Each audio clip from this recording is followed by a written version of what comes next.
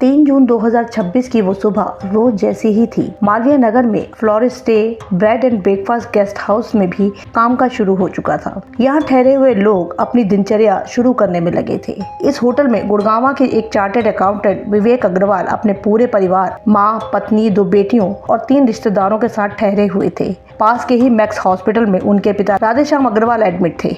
लेकिन 3 जून 2026 की सुबह इस होटल में जो कुछ हुआ उसने पूरे देश को हिला डाला।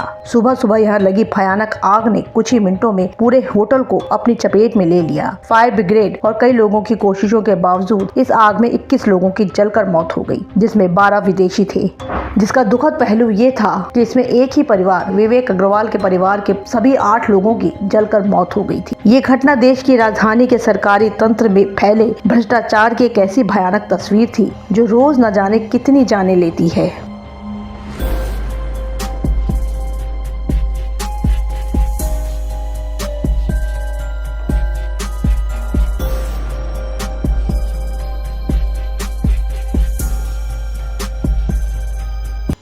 75 साल के राधेश्याम अग्रवाल ने जिंदगी का एक लंबा वक्त कोलकाता में गुजारा था। उसके बाद वो गुरुग्राम आ गए। राधेश्याम का एक ही इकलौता बेटा था विवेक अग्रवाल। इस वक्त उसकी उम्र करीब 47 साल की थी। पढ़ने लिखने में होशियार विवेक अग्रवाल ने सीए का एग्जाम पास किया और इस वक्त वो गुरुग्राम की एक मल्टीनेशनल कंपनी में CFO यानी चीफ फाइनेंशियल ऑफिसर की पोस्ट पर काम कर रहे थे। परिवार में उनकी खूबसूरत पत्नी और 2 बेटियां थी। विवेक अग्रवाल की पत्नी तर्जनी मिसेज इंडिया रह चुकी थी। उन्हें मॉडलिंग का भी शौक था और इस वक्त वो एक इवेंट कंपनी में इवेंट मैनेजर की जॉब कर रही थी। ये एक अच्छा, खुशहाल और अमीर परिवार था। गुरुग्राम के सेक्टर 46 में इनका एक बड़ा आलीशान घर था। छोटी बेटी पर्ल अपनी स्कूलिंग कर रही थी, जबकि बड़ी बेटी जीविशा बेंगलुरु से बीटेक कर रही थी। पूरा परिवार हर जश्न इकट्ठा मनाता था। विवेक के माँ बाप, उसकी पत्नी, दोनों बेटियां और सभी रिश्तेदार इकट्ठे होते थे। एक खूबसूरत सपने जैसा सब कुछ अच्छा चल रहा था। जून के महीने में ही इस पूरे परिवार को एक शादी अटेंड करने के लिए अहमदाबाद भी जाना था। लेकिन 31 मई को विवेक के पिता राधेश्याम अग्रवाल, जो पहले ही दिल के मरीज थे, उनकी तबीयत खराब होने लगी। उन्हें सांस लेने में तकलीफ हो रही थी। ये उम्र का तकाजा भी था। घर वाले उन्हें दिल्ली के साकेत में मैक्स हॉस्पिटल लेकर पहुंचे। डॉक्टर ने उन्हें ICU में एडमिट किया। 31 मई की रात बीत गई। 1-2 लोग हॉस्पिटल में रुकते हैं और बाकी लोग घर लौट जाते हैं। 1 जून को उनके सभी टेस्ट हुए। शाम होते होते टेस्ट की रिपोर्ट्स आई और रिपोर्ट देखने के बाद डॉक्टर्स ने विवेक से कहा कि उनके पिता के पास ज़्यादा टाइम नहीं है और इनके बचने की उम्मीद भी नहीं है। आप चाहें तो इन्हें घर ले जा सकते हैं ताकि किसी को मिलना हो तो इनके अंतिम समय में पूरा परिवार साथ हो। डॉक्टर ने जवाब दे दिया था, पर विवेक का कहना था कि हम चाहते हैं कि इनका जितना आखिरी वक्त बचा है वो अच्छे से बीते, क्योंकि हॉस्पिटल जैसी सुविधाएं घर पर तो नहीं मिलेगी और गुड़गांव से हॉस्पिटल तक आने जाने में काफ़ी टाइम लगता है। तो अगर आप इन्हें लास्ट समय तक हॉस्पिटल में ही रखें तो सारी चीज़ें शांति से हो जाएंगी। डॉक्टर्स को कोई एतराज़ नहीं था। तब विवेक की रिक्वेस्ट पर राधेश्याम अग्रवाल को ICU में ही रखा गया। अब विवेक ने अपनी माँ और पत्नी को सारी सिचुएशन बताई। इनके रिश्तेदार दिल्ली, राजस्थान, हरियाणा जैसी जगहों पर थे। सभी को खबर भेज दी गई कि एक-एक करके कई रिश्तेदार मैक्स हॉस्पिटल पहुंचने लगे। अब गुड़गांव से रोज मैक्स हॉस्पिटल तक आने में काफी वक्त लगता था। गुड़गांव का ट्रैफिक तो सबको पता है। तब विवेक अग्रवाल ने तय किया कि जब तक उनके पापा हॉस्पिटल में हैं, तब तक पूरा परिवार यहाँ पास के ही किसी होटल या गेस्ट हाउस में ठहर जाते हैं, ताकि किसी भी इमरजेंसी में जल्दी से हॉस्पिटल पहुंचा जा सके। घर वाले भी इससे सहमत थे। तब 2 जून को विवेक ने मैक्स हॉस्पिटल के पास ही एक गेस्ट हाउस ढूंढा। ये 1 किलोमीटर से भी कम की दूरी पर था। वैसे तो इस परिवार का सारा समय हॉस्पिटल में ही बीतता था, लेकिन थोड़ा रेस्ट करने, नहाने, कपड़े बदलने या खाना खाने के लिए गेस्ट हाउस बुक किया गया था। यहाँ विवेक की 70 साल की माँ प्रेमलता, 42 साल की उनकी पत्नी तर्जनी और विवेक की छोटी बेटी 16 साल की पर्ल थी। ये 4 लोग इसी florist stay bread and breakfast नाम के मालवीय नगर के गेस्ट हाउस में ठहरे थे। ये एक 5 मंजिला होटल था। इस गेस्ट हाउस में कुल 25 कमरे थे। इन्होंने अपने लिए 2 कमरे बुक किए थे। बाकी कमरों में अफ्रीका, बांग्लादेश और तुर्कमेनिस्तान जैसे देशों से आए विदेशी नागरिक ठहरे हुए थे, जो भारत के मेडिकल सिस्टम पर भरोसा करके यहाँ अपनों का इलाज या तीमारदारी के लिए पहुँचे थे। इस गेस्ट हाउस से मैक्स हॉस्पिटल, एम्स और सफदरजंग हॉस्पिटल काफी पास पड़ते थे।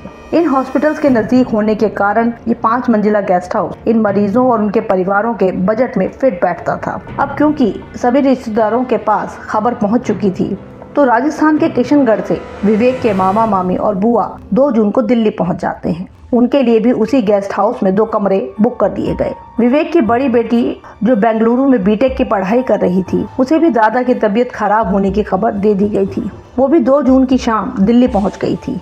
दादा से मिलने के बाद ये सभी उसी होटल में ठहरे हुए थे। अब ये कुल 8 लोग होटल के 4 कमरों में ठहरे थे। विवेक, उसकी माँ, पत्नी, दोनों बेटियां, मामा मामी और बुआ। 3 जून की सुबह होती है। रात को ये लोग देर से हॉस्पिटल से आए थे, तो 3 जून की सुबह आधे लोग तो नींद में ही थे। कुछ लोग हॉस्पिटल जाने के लिए तैयार हो रहे थे। इस गेस्ट हाउस के बेसमेंट में किचन थी, जहाँ नाश्ते की तैयारी की जा रही थी। तभी 8:30 बजे के करीब होटल में आग लग जाती है। कहा गया कि आग नीचे किचन से ही शुरू हुई थी। आग बहुत तेजी से फैली, उसका धुआं होटल की बिल्डिंग में भरने लगा था। होटल का मेन गेट, जिस पर ऑटोमेटिक लॉक था, उसे रात को सिक्योरिटी पर्पज से बंद कर दिया जाता था और ये सुबह के समय अभी भी बंद ही था कि इसी सिक्योरिटी पर्पज से होटल की छत का दरवाजा भी बंद था। इस होटल के बने कमरों में बालकनी तो छोड़िए, कोई खिड़की तक नहीं थी। डिजाइन के नाम पर पूरी बिल्डिंग में सिर्फ एक खिड़की बनाई गई थी और उसके आसपास मोटे कांच लगे हुए थे, जिन्हें बाहर से होटल की चकाचौंध दिखाने के लिए लगाया गया था। होटल में आग बहुत तेजी से फैली थी। इसी वक्त 8:40 से 8:45 के बीच विवेक ने दिल्ली में रहने वाले अपने कजन को फोन किया। फोन पर उनकी आवाज बहुत घबराई हुई थी और वो बुरी तरह से हाँफ रहे थे। उन्होंने कजन से कहा कि हमारे होटल में आग लग गई है, सब तरफ अफरा तफरी मची है, धुआं भरा हुआ है, समझ नहीं आ रहा कि हम कहाँ से निकले, हमारी मदद करो प्लीज, मेरे बच्चों को बचा लो। अब सभी रिश्तेदारों को विवेक की फैमिली का पता था कि उनके पिता मैक्स हॉस्पिटल में एडमिट है और जिसके लिए पूरा परिवार पास के एक होटल में ठहरा हुआ है। कजन ने उन्हें तसल्ली देते हुए कहा कि तुम कोशिश करते रहो, मैं जल्दी से जल्द वहां पहुंच रहा हूं। उस कजन ने अपने बाकी जानकारों को भी फोन करके खबर दी और ये अपनी पत्नी को लेकर बदहवास साकेत की तरफ भागे। उस कजन का घर साकेत से ज्यादा दूर नहीं था।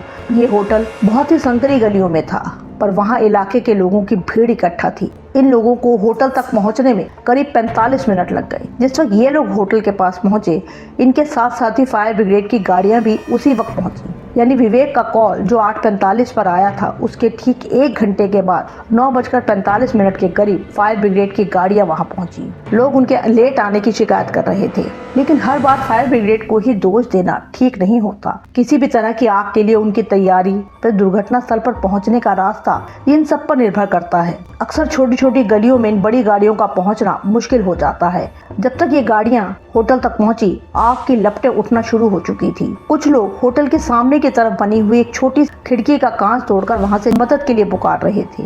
लोग खिड़की से झांक रहे थे, पर इतने ऊपर से कूदने में सब डर रहे थे। इस समय में ठीक होटल के सामने एक गद्दे वाले की दुकान थी। तब दुकान वाले ने अपने कारीगरों से कहकर कई गद्दों की लेयर होटल के नीचे सड़क पर बिछा दी, ताकि कूदने के बाद लोगों को कम से कम चोट लगे।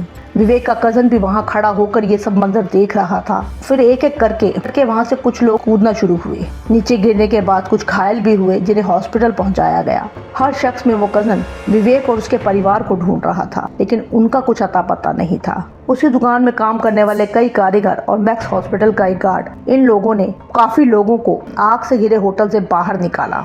होटल का मेन गेट जो रात से ही बंद था, फायर ब्रिगेड की टीम को उसे काटने में ही 15-20 मिनट लग गए। रेस्क्यू टीम ने भी कुछ लोगों को उस बिल्डिंग से बाहर निकाला। कई लोग बिल्डिंग से नीचे कूद चुके थे, पर आग तेजी से इतनी बढ़ चुकी थी कि अब खिड़की पर कोई भी नजर नहीं आ रहा था। अब होटल के हर हिस्से से आग की लपटें और काला धुआं निकल रहा था। विवेक का भाई निराश हो चुका था। उसे घायलों में कहीं भी विवेक और उसके परिवार का कोई भी शख्स नजर नहीं आया। आग और धुएं ने उस होटल के हर हिस्से को अपनी चपेट में ले लिया था। छोटी सी खिड़की से सिर्फ 8 लोग ही कूद पाए थे।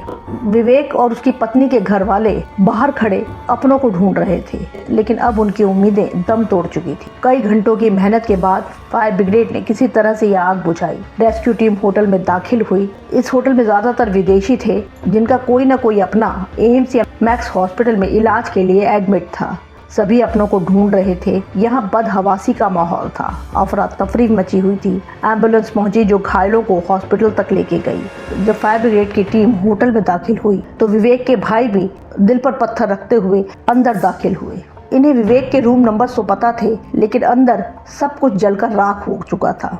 विवेक के भाई का दिल अनहोनी की आशंका से बैठा जा रहा था। ये लोग किसी तरह से उस रूम नंबर तक पहुंचे और वहां उन्हें एक लाश मिली जो पूरी तरह से जली हुई थी और पहचानने लायक नहीं थी। पर फिर भी उस लाश पर मिले इयररिंग और चूड़ियों से इन लोगों ने पहचाना कि ये विवेक की वाइफ तर्जनी थी। इस लाश की पहचान उसकी मां ने की थी। इसके बाद अंदर सब कुछ काला स्याह राख में बदल चुका था। यहाँ कई लाशें थी जो पूरी तरह से जल चुकी थीं और पहचानने लायक नहीं थी। सभी लाशों को मुर्दाघर पहुंचाया गया। अब जिस मैक्स हॉस्पिटल में पिछले 2 दिनों से विवेक के रिश्तेदार उसके पिता राधेश्याम अग्रवाल को देखने के लिए आ रहे थे, अब ये सभी मैक्स और एम्स के इमरजेंसी वार्ड में बदहवास भागे फिर रहे थे। ये लोग विवेक और उनके बाकी घर वालों को ढूंढ रहे थे, लेकिन इन 8 लोगों में से इन्हें कोई भी नहीं मिला। न घायलों में उनका नाम था, न ही आईसीयू में एडमिट लोगों की लिस्ट में उनका नाम था। पूरा दिन ये लोग यूं ही भटकते रहे। शाम होते होते फायर ब्रिगेड और गवर्नमेंट की तरफ से मरने वालों के आंकड़े पेश किए गए कि कुल 21 लोगों की जलकर मौत हुई है। 15 लोग घायल थे, 8 लोग वेंटिलेटर पे थे। कुछ लोगों को शुरुआती मरहम पट्टी के बाद जल्दी ही छुट्टी मिल गई, लेकिन बदकिस्मती से विवेक और बाकी 7 लोगों का नाम मरने वालों की लिस्ट में था। रात होते होते ये साफ हो चुका था कि विवेक, उसकी माँ, पत्नी तर्जनी, दोनों बेटियां, विवेक के मामा मामी और बुआ, सभी 8 लोगों की जलकर मौत हो चुकी है। पोस्टमार्टम के बाद 4 जून 2026 को इनमें से 5 लाशें गुरुग्राम के सेक्टर 46 में पहुंची, जहां रिश्तेदार पहले से ही जमा थे। विवेक अग्रवाल का वहीं घर था, जबकि बाकी 3 लाशें उनके घर वाले राजस्थान के किशनगढ़ ले गए। ये तस्वीर है गुरुग्राम के एक शमशान की, जिसमें 5 चिताएं जल रही हैं। दिल्ली के मालवीय नगर के एक गेस्ट हाउस में आग लगने से कुल 21 लोगों की मौत हो गई, लेकिन इस हादसे में एक ही परिवार के 8 लोग जो अलग अलग कमरों में ठहरे हुए थे, उनमें से एक भी नहीं बच पाया। दिल को झकझोर देने वाली इस कहानी को सुनने वाला हर शख्स रो पड़ा कि किस तरह से किस्मत उन्हें एक ही छत के नीचे ले आई, जहां इस दर्दनाक हादसे में एक साथ उनकी जिंदगियां छीन ली। एक शख्स जो चंद घंटों या कुछ दिनों का ही मेहमान था, उसके आखिरी पलों में साथ कुछ पल बिताने के लिए पूरा परिवार और रिश्तेदार इकट्ठे हुए थे, लेकिन इन्हीं आखिरी पलों में जो कुछ हुआ उसने हर किसी को दहला दिया। इस कहानी का सबसे खौफनाक पहलू ये था कि जिस राधेश्याम अग्रवाल को डॉक्टरों ने जवाब दे दिया था और मौत दरवाजे पे खड़ी दस्तक दे रही थी, लेकिन राधेश्याम अग्रवाल से पहले ही उनके परिवार के 8 लोगों की मौत हो गई, वो भी इतने दर्दनाक तरीके से। राधेश्याम अग्रवाल मैक्स के आईसीयू में भर्ती थे। उन्हें पता ही नहीं था कि उनके जाने से पहले उनका परिवार, पूरी पीढ़ी खत्म हो चुकी है। रिश्तेदारों की हिम्मत ही नहीं थी उन्हें सच बताने की।